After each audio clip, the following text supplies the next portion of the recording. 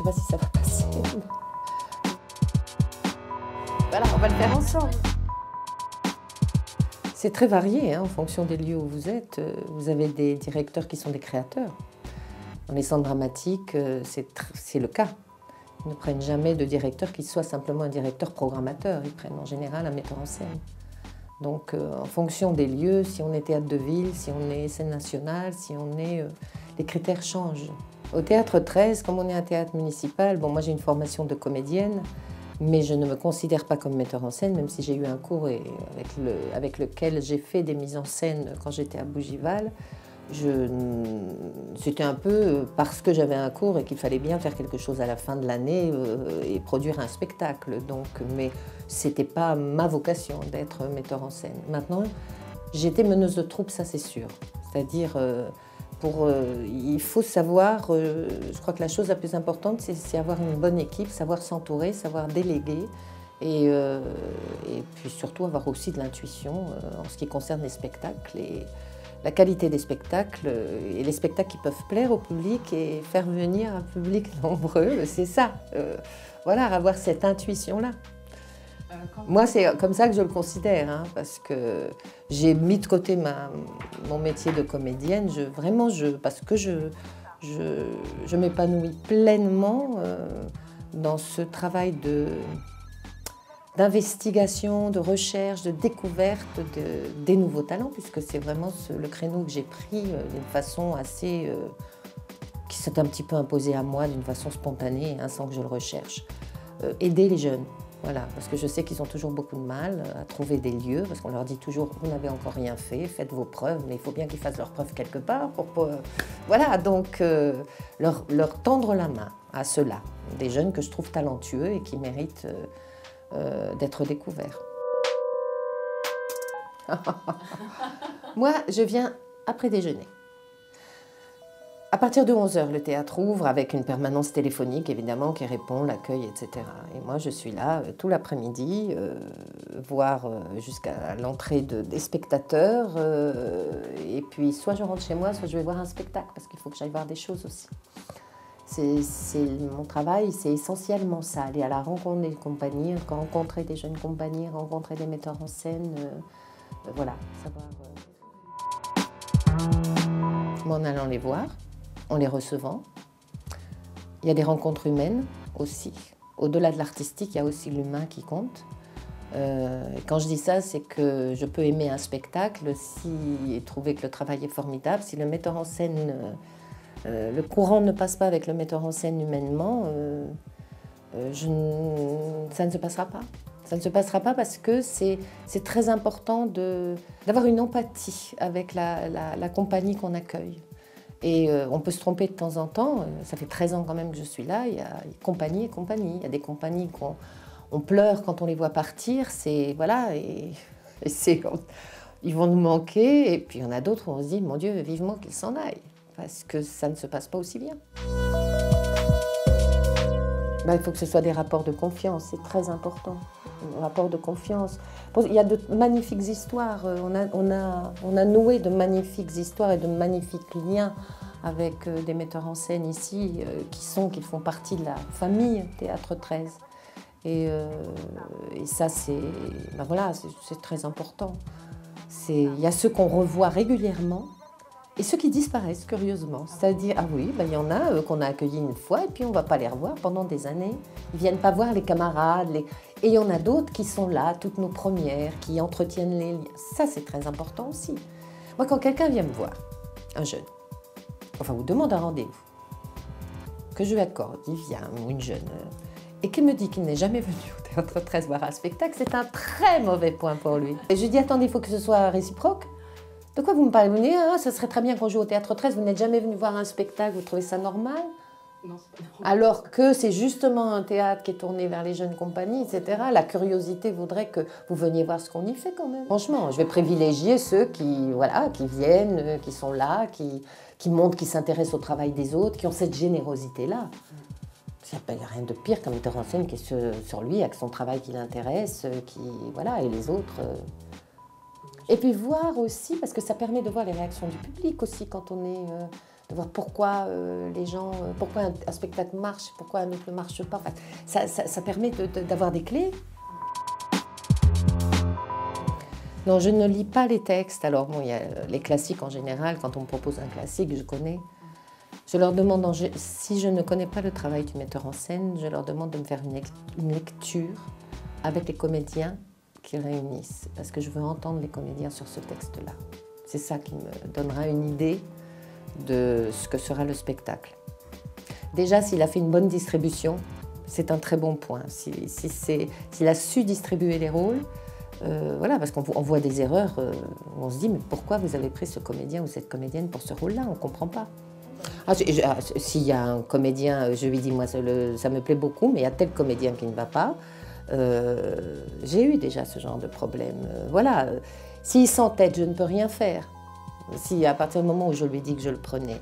Mais en général, c'est pas un bon point parce qu'en général, je ne me suis pas trompée. En général, c'est là-dessus que ça coince et au niveau du public et au niveau des critiques. On va dire, c'est un très bon metteur en scène, hein, mais il y a un déséquilibre dans la distribution.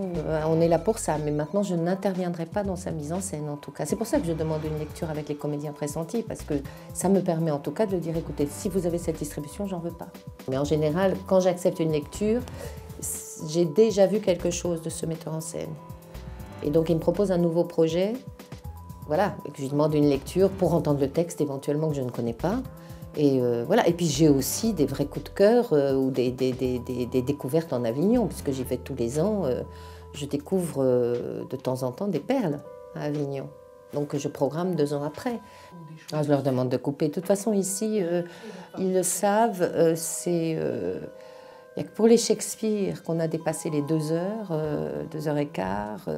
Mais sinon, je dis maximum 2 heures. Et si ça fait 1h45, 1h30, c'est parfait. 1h45, ça va encore. Mais je ne veux pas... D'abord, on n'a pas d'entracte. Et puis, je crois que de plus en plus, les spectateurs demandent combien de temps dure un spectacle. Et la longueur d'un spectacle fait que si on leur dit 3 heures, ils ne viendront pas. Voilà. En banlieue, je suis allée à Cachan, je suis allée à Villejuif aussi. Villejuif aide beaucoup la jeune création. Donc, en plus, on a des liens, donc ils m'appellent quand il y a un spectacle qui leur semble intéressant à aller voir. Par exemple, l'écrivain public, c'est là que j'avais vu l'écrivain public à Villejuif, de cette jeune auteure-metteur en scène néo-zélandaise, qui avait écrit ce texte assez, très bouleversant, vraiment très très beau texte. Et elle avait d'abord de très très bons acteurs, et puis elle avait trouvé un acteur anglais. Après, ça a été un acteur irlandais, mais qui était aussi bien, mais qui était incroyable. Parce qu'il ne parlait pas le français, justement, très mal, et donc c'était formidable, puisque c'était là-dessus le thème. Il va voir un écrivain public pour pouvoir écrire à sa femme, et c'était un très très beau spectacle. Voilà, j'ai un vrai coup de cœur là-dessus aussi. On a des liens avec Eudes Labrusse et Jérôme Imard, Eudes écrit toujours. J'ai une vraie fascination pour son écriture. Le Collier de perles avait très très bien marché. On les a accueillis de nouveau l'année dernière avec Elias Lester a disparu. Moi, j'avais un vrai coup de cœur sur ce texte, mais c'est plus compliqué. Je veux dire, c'est pas, c'est particulier, donc ça n'a pas eu le même écho que le Collier de perles, qui avait été vraiment un moment dont les gens me parlent encore de ce spectacle. C'est difficile à définir, mais je peux vous assurer que quand le texte est bon, quand la distribution est bonne et que la mise en scène est bien, ça va très vite. Il y a une très bonne... Vraiment, le bouche à oreille va très très vite, la presse, etc., ça va très très vite. Que les choses soient claires, nous, on ne produit pas. Les théâtres municipaux de Paris, enfin, ce qu'on appelle les théâtres d'arrondissement, on a une subvention de fonctionnement et les compagnies qu'on accueille, on les accueille en co-réalisation, c'est-à-dire qu'on va leur reverser une partie de la recette. Et une fois déduits les droits d'auteur, quand il y en a. Il y a toujours un minimum de toute façon à payer à la SACD. Mais il faut que la compagnie monte sa production. Et pour ça, il faut qu'ils aillent à la pêche aux subventions. Donc c'est pour ça que c'est très important aussi le meneur, le metteur en scène qui soit porteur du projet et qui soit assisté par quelqu'un qui s'y connaisse, qui monte des dossiers pour aller demander des subventions à la DAMI, à Arcadie, à la mairie de Paris, à la DRAC, enfin partout, dans tous les organismes qui sont susceptibles de subventionner. Donc il faut qu'ils aient trouvé des salles pour répéter, pour monter leur spectacle, qu'ils se soient débrouillés, quoi. Aujourd'hui, on va pouvoir, vu qu'on a 2 salles et qu'on a une salle de répétition, les aider aussi sur les répétitions, en les accueillant en répétition. Après, ils évaluent aussi quand ils montent leur budget, ils évaluent aussi plus ou moins la part de recettes qui va leur revenir du Théâtre 13 au bout de 36 représentations. On leur dit toujours d'être plutôt modestes, comme ça ils ne peuvent avoir qu'une bonne surprise. Mais voilà, et ils montent leur budget de cette façon-là. Mais il faut qu'ils nous garantissent qu'ils vont payer tout le monde et nous on ne veut pas de... Il n'en est pas question, on se mettrait dans notre tort. Il n'est pas question que les comédiens ne soient pas payés. On n'achète pas, on n'achète jamais. On fait toujours on n'a pas de réserve pour acheter quoi que ce soit. Donc il faut toujours, c'est des partenariats qui acceptent de jouer le jeu de la recette et de la répartition de recettes. Ça restera les jeunes, on veut vraiment rester dans le travail de troupe et jeunes compagnies, les talents émergents. Ça reste vraiment un peu notre cheval de bataille. Mais il est évident qu'ici, il y aura des spectacles qui sont plus grandioses, disons, qui permettent vraiment ce qu'on appelle des grands spectacles. Ce que je disais d'ailleurs dans mon édito, qu'on est plus habitué à voir ou à la Comédie Française ou dans les centres dramatiques nationaux, parce que la scène le permet. On a une scène qui est absolument magnifique, la salle le permet. Donc des spectacles spectaculaires, des spectacles très ambitieux, plus ambitieux ici, disons. Mais il faut qu'ils aient les reins solides, hein, les compagnies qui vont... Voilà, donc on va avoir Brecht, on va avoir Shakespeare avec Richard III, on va avoir... Voilà, c'est la première fois que je vais avoir une tragédie de Shakespeare. Jusqu'à présent, on n'avait eu que les comédies. Et c'est des compagnies qui sont déjà passées ici, que je connais donc. Alors celui qui va monter par exemple Richard III, Jérémy Lelouet, son premier spectacle a été programmé au Théâtre 13 parce que j'ai eu un vrai coup de cœur, et pour lui, et pour sa compagne qui travaille avec lui, et pour ce qu'il m'a montré en cassette. À l'époque, c'était cassette, il avait dû me montrer ça en 2002, et j'ai programmé son Macbeth, qui était son premier spectacle de Ionesco en 2005. Depuis, ils ont fait leur chemin, ils sont en résidence dans le Val-de-Bièvre, dans l'Essonne, ils sont aidés par le département, par les autres, ils se sont mis en réseau, ils font des interventions en école, dans plusieurs endroits. Maintenant, ils vivent de leur métier. C'est une vraie compagnie qui fait un vrai travail. Et quand ils sont revenus me voir, j'ai toujours suivi leur travail. Et là, quand il m'a parlé de Richard III, après avoir vu toute l'évolution, ça m'a paru une évidence qu'il fallait qu'il revienne ici, quoi. Qu'il fallait qu'il crée son spectacle ici. Avec des théâtres privés, bien sûr, mais vous avec par exemple Myriam de Colombie pour son, elle me demande, sachant que Myriam de Colombie me demande si j'ai pas vu quelque chose qui pourrait aller dans son petit théâtre, etc. Mais le problème, c'est que moi, je vois beaucoup de choses avec beaucoup de monde et que les théâtres privés ne sont pas tellement intéressés par les troupes nombreuses, parce que c'est eux qui produisent les théâtres privés. Il faut qu'ils payent tous les comédiens. Donc les distributions conséquentes, c'est plus compliqué.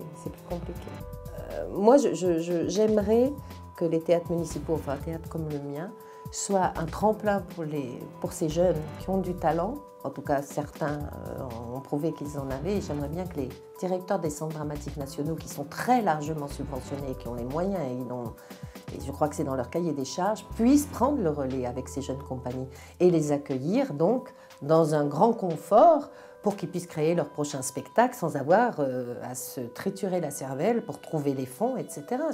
Ça devrait être, il y a quand même pas mal de centres dramatiques nationaux en France, ces directeurs-là, au lieu de tourner autour de leur nombril, de leur propre création et de se repasser leurs créations les uns les autres, ils pourraient aussi s'intéresser aux nouveaux talents. Ah oui, heureusement. Oh bah oui, non, heureusement. Puis on a des abonnés. On a des abonnés qui considèrent le Théâtre 13 comme leur maison.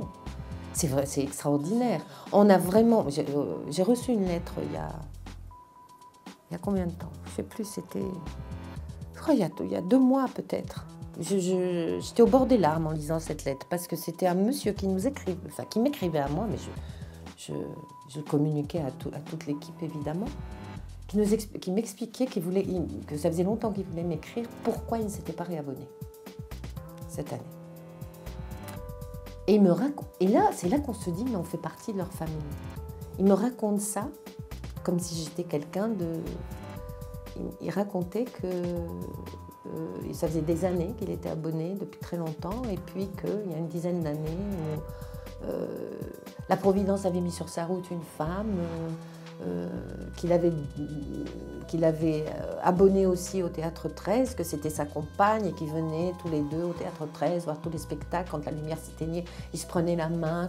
Mais c'était vraiment qu'ils étaient toujours magnifiquement accueillis, que Rafik les connaissait bien, et que s'il n'était pas revenu, c'est parce qu'elle avait déjà commencé à être malade et que le 4 septembre, elle est morte de cancer. Et qu'il ne se sent pas le courage de revenir pour le moment, il n'a pas la force, mais qu'il ne voulait surtout pas qu'on croie que c'est parce qu'il nous avait abandonnés.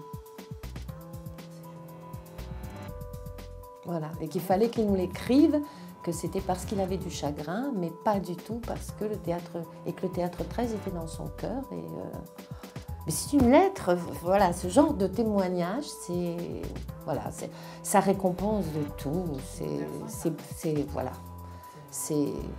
Ça fait tout d'un coup, on se sent tous, on se dit, ben voilà, on sait pourquoi on travaille. Eh ben, il faut surtout qu'ils connaissent déjà la programmation, c'est-à-dire s'ils n'ont pas eu la curiosité, déjà d'aller regarder éventuellement le site internet. De venir avant. Moi, je crois que c'est fondamental, d'avoir vu des spectacles, de connaître le théâtre. Il faut que ce soit un mail qui prouve qu'ils connaissent la programmation, qu'ils savent ce qui s'y fait et qu'ils ne m'envoient pas, par exemple, voilà, je voulais vous proposer des spectacles, il y a 2 comédiens, ça prouve bien qu'ils ne savent pas du tout ce qui s'y passe. Et en général, je leur réponds, mais faites pas ça, ça ne sert à rien. Vous vous tirez une balle dans le pied, d'abord, parce que des fois, ils l'envoient par papier. Je dis, vous dépensez de l'argent, de l'énergie pour rien du tout. Ciblez les lieux que vous voulez contacter. Ne tirez pas comme ça à tout vent, ça ne sert à rien. La plupart des lieux ont une programmation quand même qui est assez identifiée. Donc voyez un petit peu ce qu'il faut et voyez si ça correspond, sinon ça ne sert à rien. Mais on leur dit, nous aussi, puisqu'on a un prix jeune metteur en scène maintenant, et cette année on ne va pas le faire, mais on a 2 séances où des gens de la SACD, des gens du JT, de Jacques Bayon, c'est le Centre national du théâtre, le CNT, viennent et disent justement à ces jeunes compagnies comment il faut faire, comment on s'adresse à un directeur, comment il faut faire une lettre d'intention, enfin tout ça, on leur donne les conseils. Et je suis la première aussi à leur dire, puis surtout, n'envoyez pas de dossiers ou de projets qui n'ont rien à voir avec la programmation, c'est un mauvais point pour vous. Voilà. Par rapport au directeur ou à la directrice qui va le dire, ils disent mais voilà, il ne connaît rien de ce qu'on fait, donc à écarter. Et en plus, il savait à quel point c'est dès qu'on a affaire à quelqu'un qui justement vous montre qu'il connaît votre programmation, qu'il l'aime, qu'il a vu des choses, et qu'il vous envoie un dossier qui correspond, voilà, on a beaucoup plus envie de rencontrer cette personne-là tout de suite. Et le téléphone, j'ai une ligne directe aussi, voilà. Moi, quand je suis là l'après-midi, je prends les gens au téléphone. À moins que je sois en réunion, je dis qu'ils rappellent plus tard. Mais en général, si on est un petit peu constant, je réponds. Moi, on me joint au téléphone. Voilà, ils vont nous manquer.